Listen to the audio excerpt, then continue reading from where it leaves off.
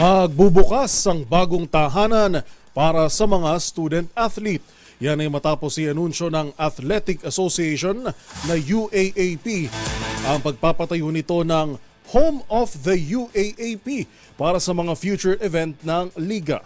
Ang pasilip sa proyekto na yan sa report ni Mili Borja. Ipinasilip na ang bagong tahanan ng UAAP.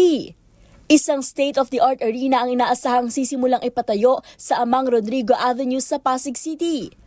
Ang naturang arena ay tatawaging Home of the UAAP. May lawak na 1.8 hectares bilang venue para sa mga UAAP event na kayang mag-accommodate ng tinatayang nasa 6,000 katao. Inilunsad ng UAAP ang naturang proyekto katuwang ang Akari Lighting and Technology Corporation bilang suporta sa pag-usbong at lumalaking demand ng liga. Para kay UAAP Executive Director Attorney Rene Sagisag Jr., ang itatayong Home of the UAAP ay hindi lang para sa liga, kundi tahanan din ng mga student-athlete na nagre-representa sa puso't diwa ng UAAP. Target simula ng naturang proyekto sa huling quarter ng 2025 at inaasahang matatapos sa loob ng 3 taon. At yan ang mga latest updates sa mundo ng sports. Para sa MBC TV Network News, ito si Mili Borja, una sa Pilipinas, una sa Pilipino.